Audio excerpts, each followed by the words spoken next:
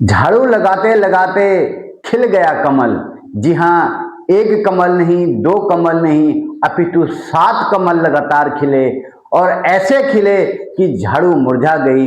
अरविंद केजरीवाल सदमे में चले गए। आम आदमी पार्टी को झटका लगा, झटका इतना लगा कि वो सदमे में चले गए या कहें कोमे में चले गए। जी हाँ, जो आप देख रहे हैं ये कभी अरविंद केजरीवाल के कोहिनूर हुआ करते थे, उनकी आंखों के तारे हुआ करते थे, उनके स्तंभ हुआ करते थे, अरविंद केजरीवाल की शान हुआ करते थे, अरविंद केजरीवाल की जान हुआ करते थे। लेकिन पता नहीं ऐसा क्या हुआ, ये विभीषण बन गए और ये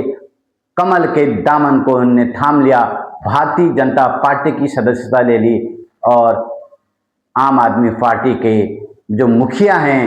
अरविंद केजरीवाल, वो देखते रह गए, सदमे में रह गए। और जो ये लोग कहते थे मेरा ये कि मानना है भारतीय जनता पार्टी गुंडों की पार्टी है, गुंडों की भारतीय पार्टी, जनता अनपढ़ पार्टी में गुंडों की पार्टी है और सिर्फ करप्शन को गुंडागर्दी बढ़ावा करते हैं मिलता और है, पेट्रोनेज देते हैं। भारतीय जनता पार्टी में महिलाओं का अत्याचार होता है, महिलाओं का शोषण होता है, वो आज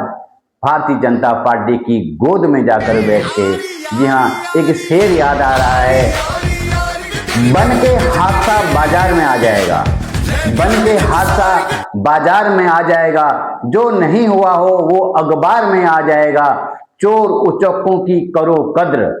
चोर चोर उचक्कों की करो कद्र, पता नहीं कब कौन सी सरकार में आ जाएगा, पता नहीं कब कौन सी सरकार में आ जाएगा। जी हाँ, दल बदल की राजनीति को जो इन 7 राज्यसभा सांसदों ने जो पहले आम आदमी पार्टी के स्तंभ हुआ करते थे और अब जाके वो भारतीय जनता पार्टी को मजबूत करने का साहस कर रहे हैं, या कहें नरेंद्र मोदी जी के एक यशस्वी प्रधानमंत्री जी की रूपरेखा को और मजबूत करने में अपना बहुमूल्य योगदान देने की बात कर रहे हैं। जी हाँ, 7 राज्यसभा सांसद, वो भी आम आदमी पार्टी के, वो भी नंबर 1, अब जो कोई परिचय का मोहताज नहीं था, जो पिछले कुछ दिनों अपने ऐसे ऐसे बयानों से सुर्खियां बटोरी थी, जो 28 दिन का रिचार्ज होता है उसे 30 दिन तक करने की जो पेशकश करी थी, और ऐसे बहुत सारे जो मुद्दे थे उन्हें वो राज्यसभा में उठाते थे। क्या देखना होगा इस बार, वो मुद्दे क्या कागजी मुद्दे रह जाएंगे, क्या वो एक कठपुतली बनकर वहां पर नाचेंगे, या अपनी आवाज को वो वहां पर और बुलंद करेंगे। लेकिन जो फिलहाल दिखता है वो बहुत ज्यादा स्पष्ट है कि जिसने भी पाला बदला दूसरी पार्टी में वो कठपुतली बनकर रहा, चाहे वो हरभजन सिंह ही क्रिकेटर क्यों न हो, क्योंकि हरभजन सिंह दूसरा फेंकने में माहिर हैं और उनने पाला बदला है दूसरी बार। जी हाँ, पहले वो आम आदमी पार्टी के राज्यसभा सांसद मनोनीत किए गए, लेकिन पाला बदला दूसरा फेंका, भारतीय जनता पार्टी की गोद में जाके बैठे स्वाति मालीवाल। स्वाति मालीवाल को देखा होगा 2024 में जो उन पर कथित एक दमन हुआ था, उसके आरोप में उन्होंने लगाया था कि अरविंद केजरीवाल महिलाओं को न्याय नहीं दे सकती है, जो पार्टी महिलाओं को सुरक्षा मुहैया नहीं करा सकती है वो भविष्य में महिलाओं की किसी भी प्रकार की सहायता नहीं कर सकती है। इसलिए मैं दुखी हूँ, इसलिए मैं पीड़ित हूँ, मैं भारतीय जनता पार्टी को मजबूत करूंगी, नरेंद्र मोदी जी के सशक्त भारत में अपने कदमों को उनके साथ मिलाऊंगे और उनकी पार्टी को मजबूत करूंगी। अशोक मित्तल जो कि बहुत बड़े चाणक्य के रूप में जाने जाते थे, वो भी आम आदमी पार्टी से भारतीय जनता पार्टी के हो गए, जिस पर रेट पड़ी थी अशोक मित्तल। आपको ध्यान होगा जब भारतीय जनता पार्टी की सरकार ने अशोक मित्तल को घेरा था, अशोक मित्तल आप जानते होंगे बहुत ज्यादा धनवान व्यक्ति हैं, उससे पहले उनके पिता एक गरीब थे और उन्होंने मिठाई के कारोबार से शुरुआत करा और आज जाके वो बहुत बड़े धन्ना सेठ हैं। जो भारतीय जनता पार्टी में आ चुके हैं, पहले वो अपने धन के बदौलत, अपने पूंजी के बदौलत आम आदमी पार्टी को पीछे से मजबूत कर रहे थे, कंधा दे रहे थे और अरविंद केजरीवाल के लिए एक लाठी का सा एक लाठी बनकर आगे आ रहे थे, लेकिन वो भी आम आदमी पार्टी को छोड़कर भारतीय जनता पार्टी को हो गए।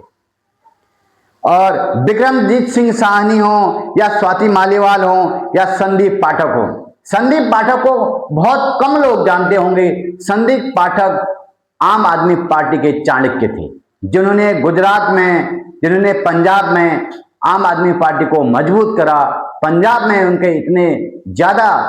स्तंभ थे कि इतने डेटा वो निकाल के लाते थे। उन डेटाओं के दम पर, उन आंकड़ों के दम पर वहां पर आम आदमी पार्टी पंजाब में अपना शासन स्थापित कर पाई, अपना अधिकार स्थापित कर पाई, अपना मुख्यमंत्री बनाने की जो उन्होंने ठानी थी उसको सफल करने में सफल रही। जी हाँ, वो संदीप पाठक ही हैं जिन्होंने मिस कॉल के जरिए ये बताया था, आप मिस कॉल मारिए और अपने पसंद के मुख्यमंत्री कौन हैं उनको आप बताइए। तो वो मिस कॉल की शुरुआत भी संदीप पाठक ने करी थी। लेकिन संदीप पाठक जो आम आदमी पार्टी के बहुत बड़े चाणक्य थे, इतने बड़े चाणक्य थे कि उन्होंने हर डाटा इतनी बारीकी से मालूम हुआ करता था कि वो किसी भी सरकार को हिला सकते थे। लेकिन इस बार वो खुद हिला गए अरविंद केजरीवाल की कुर्सी को। इस दुख की घड़ी में जहां पर अरविंद केजरीवाल अपने जीवन के सबसे विषम परिस्थितियों में गुजर रहे थे, क्या अरविंद केजरीवाल की ये तानाशाही है, ये हिटलरशाही है कि इतने बड़े नेता जो आम आदमी पार्टी के राज्यसभा सांसद मनोनीत किए जा सकते थे, मनोनीत किए गए थे, उन्हें वो सही से निभा नहीं पाए? क्या ये अरविंद केजरीवाल की तानाशाही है, या अरविंद केजरीवाल के हाँ में हाँ नहीं मिला रहे थे, या अरविंद केजरीवाल एक ऐसी धुरी बन गए थे कि वो अपने से आगे किसी को बढ़ना नहीं चाह रहे थे? ये सवाल आज इसलिए कर रहे हैं क्योंकि जब राज्यसभा के सात यहाँ पर राज्यसभा सांसद भारतीय जनता पार्टी में जिनका आगमन हुआ है, जिनका स्वागत हुआ है, फूल मालाओं ढोल नगाड़ों के साथ स्वागत हुआ है, वो आम आदमी पार्टी को बहुत पीछे धकेल कर गए हैं। और जो अन्ना हजारे के आंदोलन से जिन्होंने कदम से कदम मिलाकर आम आदमी पार्टी को मजबूत करने की ठानी थी, मजबूत करने के लिए इरादे से इस सशक्त भारत की जो उन्होंने बुनियाद, जो उन्होंने भूमिका सोच रखी थी, वो भूमिका को अरविंद केजरीवाल